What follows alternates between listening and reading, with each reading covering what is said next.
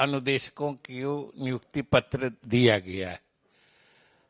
मतलब दोनों को अगर जोड़ दीजिए तो लगभग 7,000 बेरोजगार, और बेरोजगार के साथ साथ जैसा कि हमने कहा कि 6341 तो कनीय अभियंता हैं, यानी वो लोग स्किल्ड भी हैं, मतलब उनमें कौशल भी है, वो डिप्लोमा किए हुए हैं। और ये इसका उद्धरण मैं इसलिए खास तौर से कर रहा हूं कि ये नियुक्ति सरकार के अथक प्रयास के कारण संभव हो पाई है, क्योंकि इन नियुक्तियों के संबंध में विज्ञप्ति या विज्ञापन कहिए 2019 में ही निकला था, और लगभग जो आप देख रहे हैं कि 5-6 वर्षों से अधिक से ये नियुक्तियां जो विधिक गतिरोध था उसके कारण रुकी पड़ी हुई थी। और चूंकि कनीय अभियंता चाहे किसी विभाग से संबंधित हो, उनके नियुक्ति का प्राधिकार या नियुक्ति के संबंध में निर्णय लेने का नोडल डिपार्टमेंट जो होता है वो जल संसाधन विभाग ही है, जिसका प्रभार मुख्यमंत्री जी ने मुझे दे रखा है। इसलिए मैं इस पूरे मामले से पूरी तरह अवगत हूं कि किस तरीके से 7 वर्षों से ये सारी नियुक्तियां रुकी पड़ी हुई थी। लेकिन मुख्यमंत्री जी से परामर्श करके हम लोगों ने इस मामले में मुस्तैदी से पहल की, क्योंकि इसमें कई पक्षकार हो गए थे। एक तो जो संविदा पर पहले से कनीय अभियंता काम कर रहे थे, दूसरे जो बिहार के अंदर के सरकारी संस्थानों से डिप्लोमा प्राप्त करने वाले अभ्यर्थी थे, तीसरे जो बिहार के अंदर जो गैर सरकारी लेकिन एफिलिएटेड, जो यूनिवर्सिटी से एफिलिएटेड थे, उन संस्थानों से डिप्लोमा प्राप्त कनीय अभियंता थे, और उसके बाद कुछ बिहार से बाहर के संस्थानों से जिन लोगों ने डिग्री प्राप्त की थी। तो इस तरीके से इस मामले में कई पक्षकार हो गए थे, जिनके अलग अलग दावे थे, अलग अलग तर्क थे। और ये मामला समझिए 2019 से लगातार पटना उच्च न्यायालय से लेके उच्चतम न्यायालय तक ये विधिक पेचीदगियों में और समझिए कि गतिरोध में उलझकर फंसा हुआ था, नियुक्ति नहीं हो पा रही थी। मुख्यमंत्री जी से परामर्श करके हम लोगों ने इसमें विशेष पहल की। उच्चतम न्यायालय में हम लोगों ने जो अलग अलग पक्षकार थे उन लोगों के साथ बैठकर एक समेकित निदान का प्रस्ताव तैयार किया, और विभाग की तरफ से यानी बिहार सरकार की तरफ से हम लोगों ने उच्चतम न्यायालय को एक सुझाव दिया, सुझाव के तौर पर प्रस्ताव दिया, जिसमें सभी किस्म के पक्षकारों की जो बातें थी, जो उनके दावे थे, उसका निदान उसमें समेकित रूप से कर दिया गया था। और मुझे आपको बताते हुए खुशी हो रही है कि हम लोगों ने जो सुझाव, जो परामर्श या जो प्रस्ताव उच्चतम न्यायालय को दिया, उच्चतम न्यायालय ने न सिर्फ उसको उचित माना बल्कि उस आधार पर अविलंब नियुक्ति प्रक्रिया पूरी करने का निर्देश दिया, और उस प्रक्रिया को हम लोगों ने पूरा किया। और बिहार राज्य तकनीकी सेवा आयोग परीक्षा फल प्रकाशित कर चुका है, और आज 6341 कनीय अभियंता जो अलग अलग विभागों में अलग अलग संख्या में जा रहे हैं, सबसे अधिक तो जल संसाधन विभाग का है, फिर योजना एवं विकास विभाग का है, फिर कुछ लोक स्वास्थ्य अभियंत्रण का है, नगर विकास का, इस तरीके से अलग अलग विभागों को इन 6341 कनीय अभियंताओं में फिर वितरित किया जाएगा। तो इसलिए आज ये बिहार सरकार की बड़ी उपलब्धि है और मुख्यमंत्री जी ने जो वादा किया है वो अभी तो अपने प्रगति यात्रा के क्रम में अलग अलग जिला में हमेशा बताते रहते हैं कि उन्होंने कहा था कि हम लोग 10 लाख सरकारी नौकरी देंगे नौजवानों को। 10 लाख में से 9 लाख से अधिक 1-1.5 महीना पहले हो चुका था और समझिए 7,000 अभी हुआ है, आज हुआ है। इस तरीके से जो बढ़ता जा रहा है, जो मुख्यमंत्री जी कहते हैं कि अब चुनाव से पहले जो हमने 10 लाख नौकरी का वादा किया था सरकारी नौकरी का, चुनाव से पहले लगभग 12 लाख नवयुवकों को हम सरकारी नौकरी देने की योजना बना चुके हैं। तो ये सरकार की बड़ी उपलब्धि है और बिहार के बेरोजगार नौजवानों को बड़ा तोहफा है।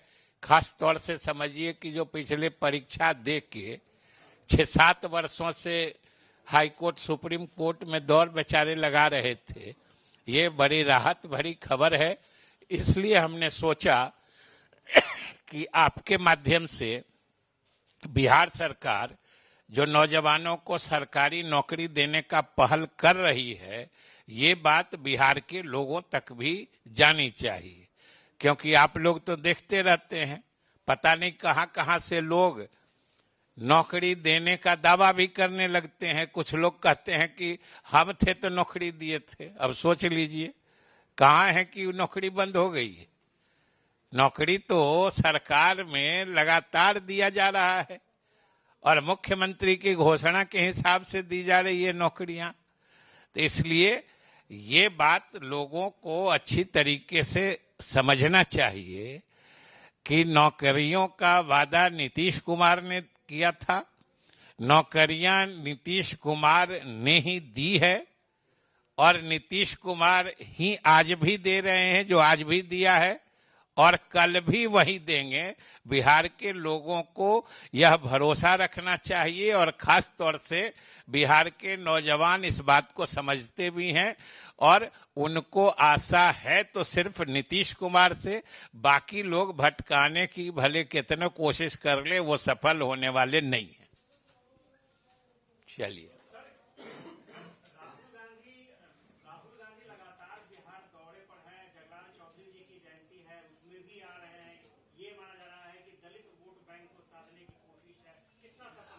आप इत्मीनान रहिए, राहुल गांधी जी जहां कहीं भी जाते हैं, जो कुछ भी बोलते हैं, जहां कहीं भी पब्लिक अपीयरेंस होता है उनका, वो सिर्फ कांग्रेस पार्टी का ही नुकसान करते हैं। संसद में जातीय गणना को लेकर के काफी लंबा चौड़ा भाषण हुआ और ऐसा लग रहा था कि जातीय गणना के पैरोकार जो है सिर्फ राहुल गांधी। समझ लीजिए, इसका मतलब उनको मालूम नहीं है कि बिहार सरकार ने जातीय गणना के मामले में और खास तौर से हमारे मुख्यमंत्री नीतीश कुमार जी ने तो जातीय गणना कराकर उसके आंकड़े प्रकाशित कर और उन आंकड़ों के आधार पर जो दलित, महादलित या पिछड़ों की संख्या बढ़ी थी, उस प्रतिशत के हिसाब से आरक्षण भी बढ़ाने का फैसला कर लिया है। अब उनको उनकी नींद आज खुली है तो वो अपने नींद में कुछ देख रहे हैं, तो लगता है अभी तक पूरे जगह नहीं है और जातीय गणना का अर्थ समझ नहीं पाते हैं।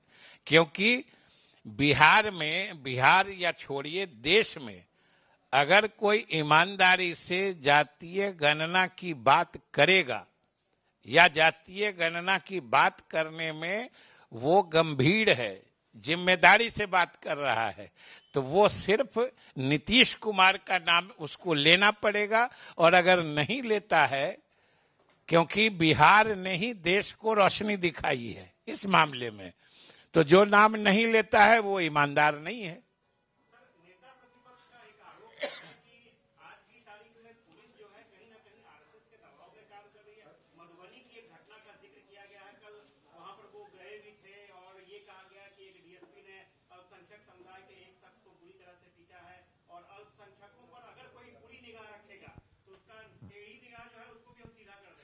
बिहार के अल्पसंख्यकों को, और बिहार ही नहीं, देश के अल्पसंख्यकों को अगर संपूर्ण देश में किसी एक राजनेता पर भरोसा है तो वो सिर्फ और सिर्फ नीतीश कुमार है।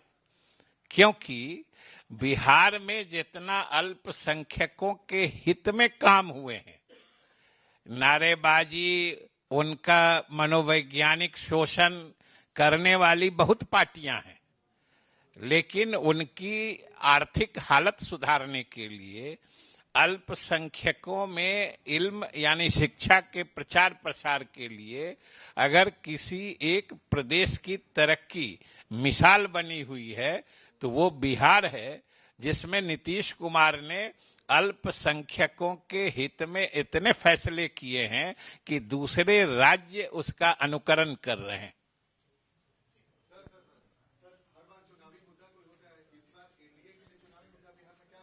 अरे चुनाव आने न दीजिए भाई, आप हड़बड़ाए क्या है, चुनाव आने दीजिए, मुद्दा आपको मिल जाएगा। और सबसे बड़ी बात है कि हम लोगों का तो मुद्दा अस्थाई है।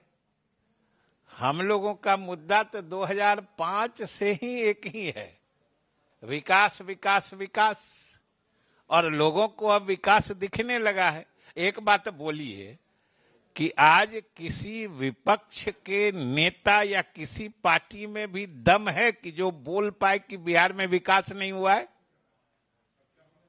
किसी में दम नहीं है। और वो तो इस बात का इतना इकरार करते हैं, इतना खुद तस्लीम करते हैं इस बात का कि सोचते हैं कि इसको अगर नकारेंगे, बिहार में के विकास को अगर नकारेंगे तो जनता उन्हें राजनीतिक अपराधी समझेगी, इसलिए उस विकास में हिस्सेदार बनने के लिए परेशान होते हैं। ये समझ लीजिए।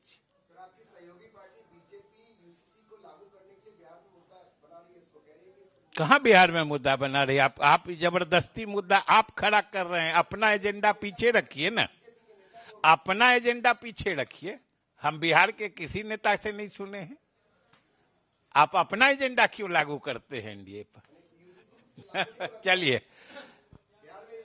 इसका मतलब आपको दूसरा सवाल नहीं है।